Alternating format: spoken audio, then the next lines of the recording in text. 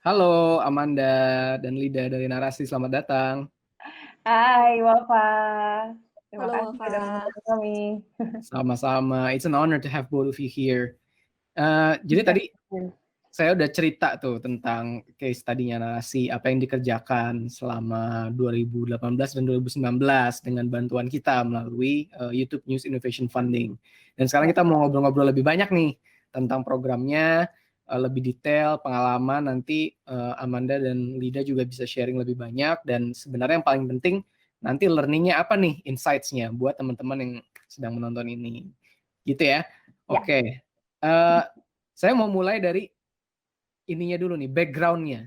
Apa sih Ya. yang menjadi langkah awal atau tahap pertama dari project ini gitu? Bagaimana caranya berpikir tentang project ini, kemudian bagaimana caranya memulai melakukan pelatihan terhadap staff-nya dan lain-lain. Mungkin boleh diceritain? Oke. Sewaktu kami menerima kabar atau pengumuman bahwa kami memenangkan Jiana YouTube Innovation Funding ini, kami juga langsung berpikir bahwa objektif ataupun visi narasi itu tuh harus dimulai dari project ini juga gitu, karena pada tahun 2018 itu kan juga tahun kedua narasi gitu ya, untuk lebih mengembangkan misi menyuburkan ekosistem konten digital, terus kemudian misinya secara bisnis juga. Nah, kemudian kembali lagi ke objektif yang sebenarnya ingin dihasilkan melalui proyek ini, yang terdiri dari 2 program ya, program workshop dan juga investigative report ataupun journalism. Itu adalah bagaimana kami ingin menjadi bagian dari yang menyuburkan ekosistem konten digital dan juga empowering voices for brighter generation. Nah, itu salah satunya dengan proyek ini gitu, karena kami juga tidak bisa sendirian sebagai media untuk menyuburkan ekosistem digital ini. Saya penasaran nih, soalnya kan proyek Narasi ini kan intinya untuk tahap pertamanya adalah melatih sebenarnya jurnalis yang menjadi bagian dari Narasi ya kan, dengan workshop, kemudian ada sertifikasi juga ya, kalau nggak salah, ya kan. Nah ini kan tujuannya tentu supaya mereka bisa melakukan peliputan dengan lebih baik ya. Boleh nggak diceritain berkat pelatihan kemudian sertifikasi tersebut, video-video seperti apa sih yang kemudian dihasilkan, yang kemudian mengkomplement program-program narasi yang udah ada gitu. Karena kan kita tertarik nih pengen tahu bedanya apa sih setelah ada sertifikasi, pelatihan, workshop, dan lain-lain. Videonya tuh apa yang menjadi pembeda gitu? Seperti apa video-videonya? Kalau di Mata Najwa itu kan ada video yang length-nya penuh ya, 90 menit. Nah, kita lengkapi juga dengan kan dia dibagi dalam 7 segmen kira-kira ya. Jadi kita pecah itu menjadi video-video yang lebih pendek, kira-kira 10 sampai 15 menit. Lalu kita juga menyebar itu di media sosial dengan durasi-durasi video yang jauh lebih pendek, setengah menit sampai 1 menit gitu, biar kutipan-kutipan kuat narasumber itu biar diperbincangkan lebih jauh lagi. Lalu kita juga bikin di follow up lagi dengan konten-konten yang daily sifatnya. Jadi misalnya kalau satu narasumber ngomong tentang A, misalnya satu ekonom ngomong omnibus law, bla bla bla. Nanti kita bikin lagi angle baru, kita cross check lagi ke sumber lain, hasil riset lain, dan jadi konten yang lain. Gitu. Jadi lebih rich aja diskusinya. Itu sih. Oke, itu keren. Karena di YouTube memang karena penggunanya banyak, jadi kan kita harus meng-cater ke berbagai tipe audiens ya. Ada orang yang suka nonton panjang dari awal sampai akhir, duduk 2 jam, 3 jam penuh gitu kan. Tapi ada orang yang cuma mungkin pengen nonton potongan-potongannya. Saya sendiri juga gitu, maksudnya kalau habis kerja kadang capek, puyeng gitu kan, nontonnya pengen yang 5 menit, 10 menit aja. Tapi kadang lagi agak gabut gitu, jadi nontonnya yang panjang, 1 jam, 2 jam gitu. Nah ini menarik, dan tadi juga soal cross promotion ini menarik ya. Jadi kayaknya boleh ceritain nggak tentang cross promotion ini seberapa efektif ketika dicoba gitu, dan cross promotion ini antara apa aja? Antara pasti tentunya YouTube channel Narasi dan Mbak Nana gitu kan, tapi kemudian dengan apa lagi tuh? Kan Mata Najwa tuh ada TV ya, yang jelas dia airingnya di TV. Pasti ada promo di televisi sebelum dia airing. Dari Senin itu udah ada promosi. Selain itu ada aktivasi digital di media sosial. Media sosial baik dalam bentuk grafis, dalam bentuk kadang-kadang meme juga gitu. Iya. Gitu sih. Kadang-kadang dalam bentuk konten lain. Misalnya kita mau bahas isu apa. Nah, si video daily itu yang biasanya garap isu harian akan menggarap itu terlebih dahulu gitu. Dalam konten 2-3 menit. Itu disebar juga di media sosial, Instagram, Twitter, dan di YouTube juga. Jadi sebelum airing, kita udah panasin dulu diskusinya gitu sih. Oh iya ya, dipanasin dulu gitu ya. Nah ini memang cocok sih dengan karakteristik user digital sekarang. Kadang kan orang bahkan sambil nonton TV itu sambil buka YouTube, itu ada yang kayak gitu loh. Oh gitu ya? Enggak, dia habis nonton YouTube atau sambil nonton YouTube dia sambil buka-buka sosmed yang lain gitu kan, atau sambil nonton TV juga. Jadi kadang-kadang masih fokus ya. Dan ini sih, waktu airing di TV itu biasanya ada diskusi di Twitter. Seringkali Mata Najwa jadi tren misalnya. Nanti dia akan ngaruh lagi ke mereka yang belum nonton, nggak sempat atau apalah, nggak sempat live streaming di website resmi TV Trans 7. Nanti dia akan pindah ke besok paginya, pasti mereka akan nonton di YouTube gitu. Iya. Buka mata juga begitu. Kadang-kadang investigasi juga kita bikin untuk ngedukung isu yang di Mata Najwa. Itu sih. Benar-benar. Penting sih, karena itu satu cross promotion kan, sehingga kita nge-capture traffic dari berbagai macam sumber. Orang yang kayak lagi misalnya di sosmed, orang lagi nonton TV, lagi baca berita, bisa tiba-tiba kayak ke catch gitu kan sama cross promotionnya, terus dia langsung buka tuh YouTube channelnya gitu kan. Dan kedua ya juga jadinya ada apa ya? Jadi ada partisipasi ya dari penontonnya. Jadi dua arah gitu. Penontonnya nggak cuma sekedar menerima informasi dan menonton, tapi dia juga berkontribusi ke diskusinya. Itu keren. Betul. Nah, selain dari pelatihan tim internal Narasi sendiri untuk kemudian memproduksi konten-konten yang komplementari seperti ini, kan juga ada komponen keduanya yaitu workshops-nya ya, yang dilakukan di berbagai kota. Itu boleh nggak cerita tentang pemikirannya? Apa sih yang mendasari pemikiran workshop ini, dan kemudian berangkat dari pemikiran itu bagaimana mendesain workshop-nya gitu? Ya, pemikiran awalnya itu balik lagi tadi sebenarnya bagaimana kita bisa mengajak banyak content creator yang bisa kita dalam tanda kutip itu suntik nilai-nilai jurnalistik dalam karyanya gitu, Bapak. Jadi mereka yang kita jangkau ini adalah content creator tentunya dengan skill set tertentu gitu ya. Output karyanya itu beragam, video, ilustrasi, motion grafis, bahkan ya penulis dan juga seniman mural juga beberapa ada gitu masuk dalam dan menjadi narasi kreator. Alasannya kenapa? Karena mereka bukan hanya apa namanya ya, kalau misalnya kita membuat karya kan not necessarily video, mereka juga bisa berkolaborasi. Nah, dari situ prinsip kolaborasi kami aplikasikan gitu. Jadi bukan antara narasi dengan satu individual kreator saja, tapi antara mereka juga bisa berkolaborasi membentuk satu output format karya yang baru misalnya melalui showcase-nya narasi. Nah, itu dalam hal karya, output karya, tapi dalam hal news judgment, terus kemudian bagaimana narasi juga ingin memberikan atau transfer, ya sharing ilmu lah ya, bagaimana kita juga membuat konten karya jurnalistik, ya kami masukkan di sana di materi-materi workshop yang menitik beratkan keempat bidang, mulai dari video journalism atau basic journalism ya, terus kemudian storytelling, personal branding.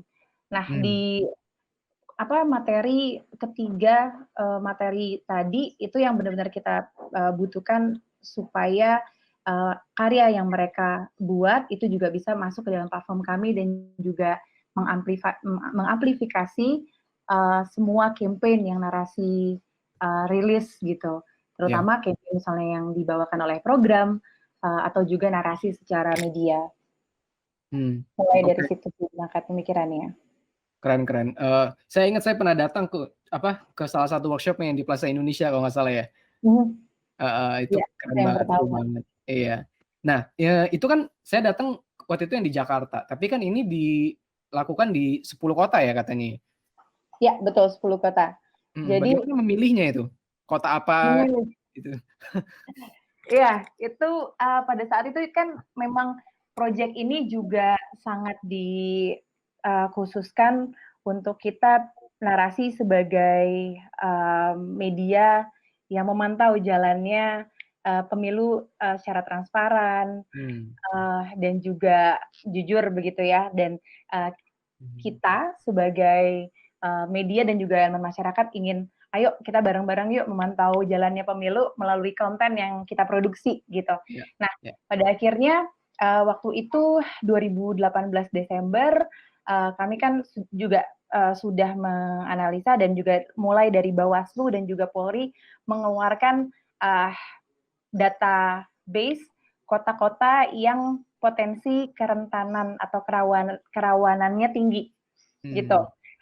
Jadi Bawaslu dan Polri pada saat itu sudah mengeluarkan, jadi kami juga memilih dari situ mana kota besar yang punya tingkat kerawanan tinggi, kerentanan sepanjang berjalan pemilu dari mungkin sejarah-sejarah pemilu yang sebelumnya. Terus kemudian kami juga menyocokkannya dengan jumlah database komunitas narasi yang ada di kota itu. Jadi kami sinkronin tuh mana yang menjadi pilihan kota kami. Dari situ sih 10 kota akhirnya keluar nama Jakarta, Bandung, Aceh, Jogja, sampai Sorong. Oke, berarti dari data ya, dari daftar kota-kota yang mungkin agak paling rentan sama mungkin berbagai mungkin karena ini pemilu mungkin yang berhubungan sama kecurangan pemilu gitu-gitu ya. Betul. Oke, kemudian kota-kota itu dipilih untuk melatih supaya siap-siap nih. Ini berdasarkan histori banyak kecurangan, jadi bisa dikawal gitu ya. Tapi apakah cuma itu aja atau ada misalnya saya nggak tahu nih, misalnya kota ini tuh pedulinya sama topik ini, makanya kemudian narasi fokus dengan kota itu gitu. Ada nggak itu elemen itu? Ya, ada tentunya. Jadi misalnya waktu kita ke Pontianak, jadi kalau secara timeline kami kan menggelar 5 kota workshop pada saat periode pemilu. Dan 5 kota workshop itulah yang memang secara tema besar dan gagasan yang dimasukkan ke setiap materi kelasnya itu selalu tentang bagaimana kita bisa kritis memantau jalannya pemilu di kota itu. Nah, itu 5 kota pertama. 5 kota pertama setelah April selesai pemilu ya. Kami 5 kota selanjutnya itu isu yang kami bangun juga isu yang sedang trending pada saat itu gitu. Isu lingkungan waktu pada saat di Pontianak masih ingat mungkin teman-teman semua betapa ya kebakaran hutan berdampak sampai ke Jawa bahkan ya, asap ya.